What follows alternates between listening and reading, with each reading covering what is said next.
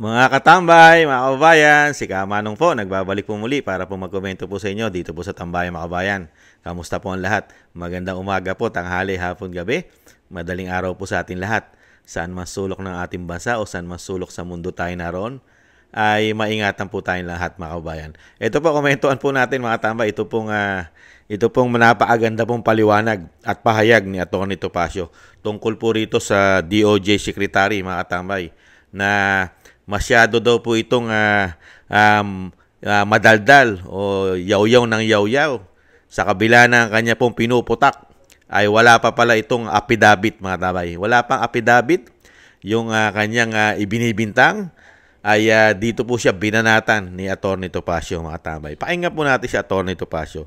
Napakahilig daw po sa ganito pong estilo ang DOJ mga tambay. Puro daw po nauna ang salita. Napakahilig daw po magkonklusyon agad ng puro salita, mga kababayan. Kaya daw po ito, talagang ito raw po ay isa sa nagpapabagsak ng approval at trust rating ng Pangulo. Siyempre, una-una, ikaw ba naman nasangkot sa kidnapping sa dating Pangulong Duterte?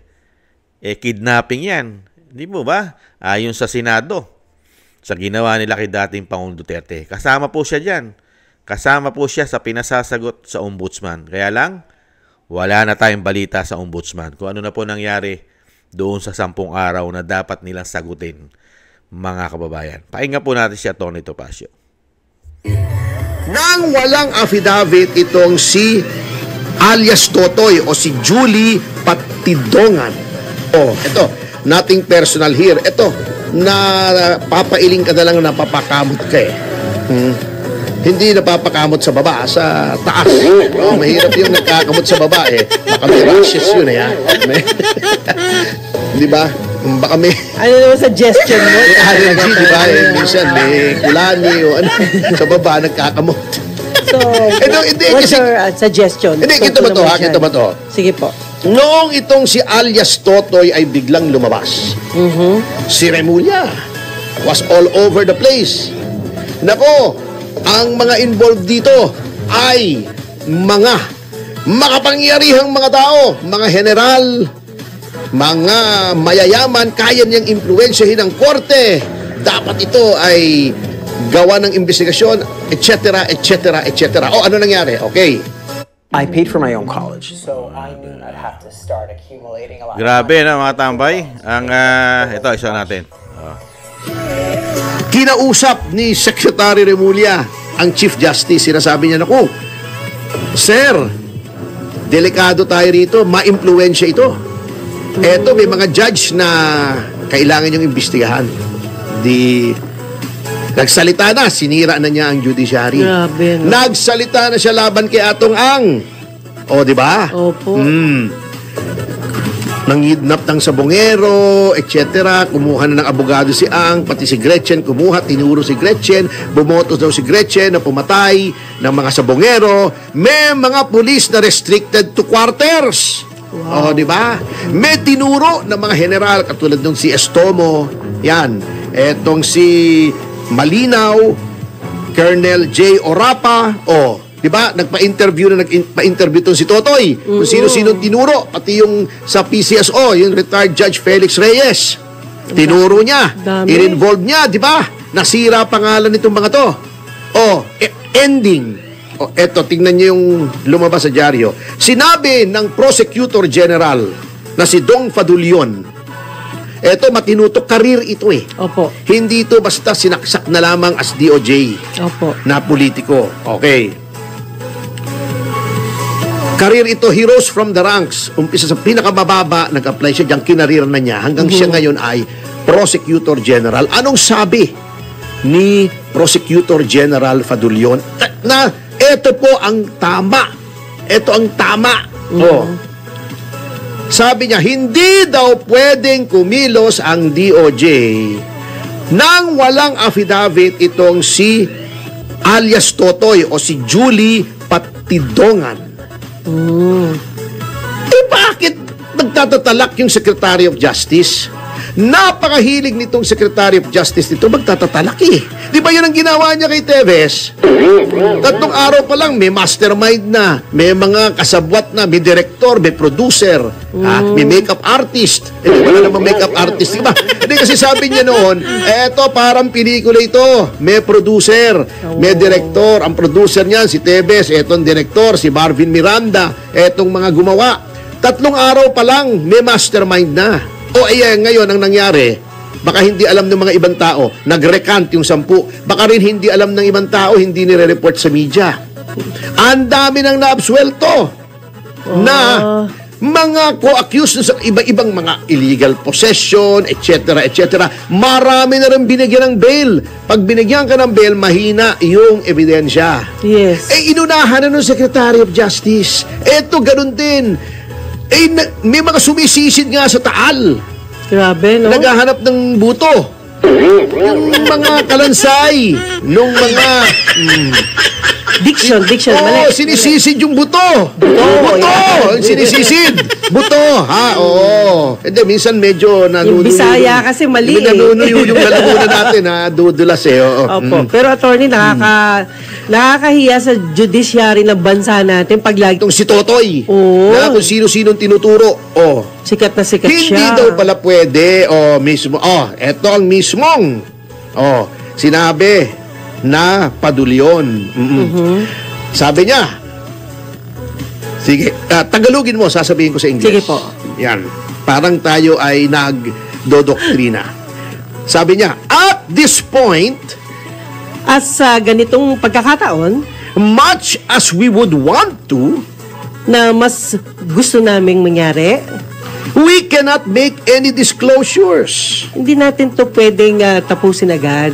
Because all these revelations, Dahil sa mga sinabi nito, which are being made, ay ginawa, have to be formally presented ay dapat mailagay sa tamang proseso or submitted to us na pwedeng ibigay sa amin in the form of affidavits, sa pamamagitan ng affidavit, and we have yet to see it. Hindi, at dapat makita namin hindi to. pa pala nakikita. And if and when we do see it, At kung kailan namin ay pwedeng makita ito, we still have to evaluate. ay dapat naming busisiin muna. Bakit nagsalita na yung Secretary of Justice? Wala pa palang affidavit ito. Interview lamang. This is lousy criminal investigation. Super lousy. Bago, gusto pang maging ombudsman. Di pag ombudsman niya, di puro kengkoy. Ang criminal investigation, sususpindihin ka ng sususpindihin yan. Hindi pa man lang may affidavit, anak ng teteng na buhay naman to. Ano bang klase ito? Di ba? Yun ang problema. Aside from the fact na hindi ba nakikita, kahihiya, ha? Ikaw ay politikong tao. Ha? Ikaw ay nanilbihan bilang Nakatindi po mga tambay, Matindi po itong si DOJ Secretary Boying. Kaya po lagi po siyang lagi po siyang napapahamak. Mga bayan, kaya lang po nananatili pa po DOJ yan dahil nakasandal pa yata sa pader. Mga bayan, napakarami na palang ginagawang ganyan po ang estilo. Napakahilig pong magtanim na agad. Tinatanim niya na at gusto niya harvestin agad. Pagkatanim siya, magtatanim, siya na rin po harvest. Napakahilig pong pangunahan lahat ang mga bagay-bagay. Pinangungunahan agad ng salita. Mga kabayan, interview pa lang, puro interview. Kaya nga po nilinaw ni Attorney Topacio, lingid po sa kaalaman natin, pati po si Teves. Dahil yan, pinangunahan niya na para daw po itong pinikula. Merong artista, pati nga sinabi, may cameraman, may director, at meron pang sinasabi na makeup artist. Ganun po ang stylean po ni DOJ Secretary Remulla, mga katambay. Sa kanya po ay talagang husgado ka na. Meron ka ng pagkakasala agad sa kanya pagka siya po ay nagsalita at nagpa-interview sa media. Ganyan po katindi ang ating DOJ Secretary pala. Ayon dito kay kay Atty. Topacio. Kaya nga po nasasabihin niya sa super lousy itong DOJ secretary. Wala pang kakwenta-kwenta lahat ng mga pinagsasabi. Una-una, binanatan ni Atty. Topacio. Wala pa palang affidavit. Hindi pa pala pumipirma ng affidavit ito si alias Rene. Ibang klase. At napakarami na pong pinagbintangan yan. At napakarami na pong matataas na politiko, lalo-lalo ang dating Pangulong Duterte, ay itinutugma rin po yan. Di po ba? Ano sabi niya? Malaki ang posibilidad na yan po ay sangkot doon pa sa panahon ng war on pulburon ni dating Pangulong Duterte. Nakita niyo po? Talaga ikinakabit niya pa kay dating Pangulong Duterte yung mga sabongero. Mga kababayan. At napakarami na niya po pinangalanan mga tao dyan. Ayon kay Atty. Topacio, alam naman po natin na nababalitaan naman natin, napapanood naman natin sa social media at sa mainstream media rin. Di ba? Talagang napakarami na po idinawit dyan. Pinangalanan, mga kababayan. Ganyan na ganyan po ang estilo ng DOJ daw po. Nakita niyo po, sila Barreto, Gretchen Barreto po, sila, siyempre, yung sabongero, sino po ba yung nasa online business ng sabongero? Di ba? Si Atong Ang, at marami pang, may mga general pang idinawit dyan. Di po ba? Dito po ang issue po kasi rito, napakahilig pong pangunahan ni DOJ Secretary Remulla. At ang napakasakit pa, gusto pang tumaas o sinasabi nangangarap pa na maging ombudsman ito. Mga kababayan, patay sa sinasabi nga ni Atty. Topacio, patay ang Pilipinas. Patay kang bata ka pag ito naging ombudsman. Ang gagawin nga naman dito, gagawin ito lalong-lalo sa mga kung ito'y gagamitin niya sa pamumulitika, lahat po ay kanya pong bibigyan ng hindi maganda. Di po ba? Lahat ay kanya pong ipaiimbestigahan. Ganyan po mangyayari dyan At marami po siyang mga politiko, mga kababayan, na talagang baka matanggal pa sa pwesto kung ganitong klase ang ombudsman. Kaya nga sinabi niya, mahina na ang approval at trust rating ng Pangulo dahil sa lalong-lalo nung ginawa nilang kidnapping di umano sa dating Pangulong Duterte. Tapos ganito pang klase ang DOJ secretary mo. Talagang pupulutin ka sa kangkungan. Pupulutin ka sa basurahan. Ang Pangulo ay marami ng issue. May issue pa ng pulburon.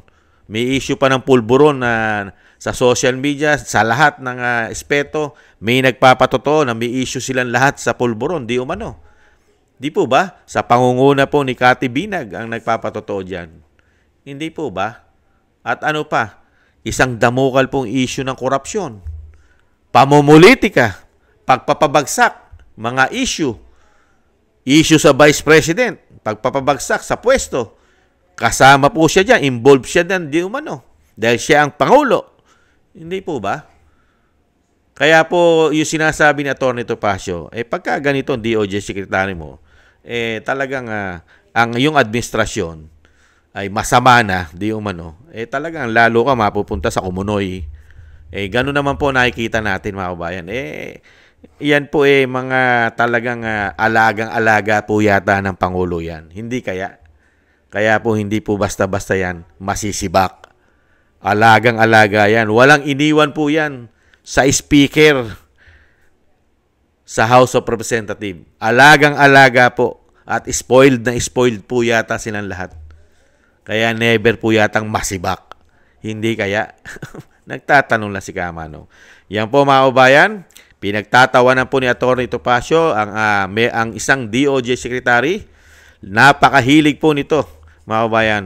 Pangunahan ng lahat kahit po hindi pa kumpleto ang kanyang hawak. Pinangungunahan niya na agad. At talagang nasisira na yung mga tao. Kaya nga nasisira Napakahilig pong manira.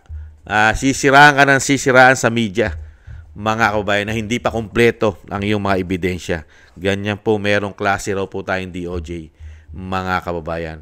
Sa bagay, napakarami yung nangyari, di ba? Si Kibuloy, nakita niyo po yung nangyari kay Kibuloy, kay Tebes, ngayon naman po, kay dating Pangulong Duterte, gusto pang pangalawahan. Kidnapping na nga po ang lumabas sa kanilang ginawa dyan, ayon sa Senado. Di ba? At kay Tebes, napakarami na naabsueltong kaso na ipinataw ng DOJ dyan. Isang damukal. Di po ba? At sa mga susunod na panahon, maririnig po natin, ganyan na rin po kay Kibuloy. Dahil nga po may pumutok na rin po dyan kay Kibuloy na yung mga testigo ay umamin na sila'y binabayaran lamang ng isang senador. Nakita nyo po, ibang klase. Kaya po lahat ng kinakaso nito, talagang ganun po palang style nito. Sisirain ka muna na sisirain di umano. Sisirain ka sa publiko, pasasamain ng pagkatao mo, bandang huli, wala palang matitibay na ebidensya. Yun ang mabigat. Ganun po pala ang style ng isang DOJ secretary ng binagoong ang Pilipinas. Maraming salamat po mga tambay sa nagusto po ng ating Tambayang Makabayan sa YouTube at TikTok. At ganun din po sa mga nagko-comment, like, share, and subscribe. At sa ating po mga subscribers, mabuhay po kayo. Ingat-ingat po kayo. Shoutout po sa inyo lahat. Thank you po. Thank you rin po sa nagbibigay po ng tulong at biyaya. Shoutout po sa inyo lahat. Kingston 123 ng Hong Kong. Eric Hershio ng Canada. Jake Yahut, 4531 ng Maisog, California, USA. Gina Ray Solidides ng Berlin, Germany. Julieta Silona ng Sydney, Australia. Baby Roman, Ate Isa ng Cagayan. Si Jem Aris ng United Arab Emirates. Jovelyn Watanabe ng Japan. Ako si Pilam. Ani Jo. Teodorico Erguisa Jr. Si Arfel Villacorta. Wills Bubbles 5697. Rosalina RK Team 888. Michelle Yamaguchi Vlog. At si Norma Garcia. Maraming salamat po mga kababayan. At syempre po, bago po tayo magtapos, yung lagi po nating binabanggit na isama po natin sa ating mga dasal na maingatan po ang pamilya Duterte, ang Vice President, ang dating Pangulong Duterte na madugtungan pa po ang kanyang kalakasan, buhay at pag-iingat po sa kanya po at makabalik na po sa lalong mabilis sa ating bansa, mga kabayan. Maraming salamat po sa mga panalangin at dasal, mga kabayan. Sa muli po mga tambay, ingat-ingat po. Doble ingat po tayo. Paalam. Bye-bye.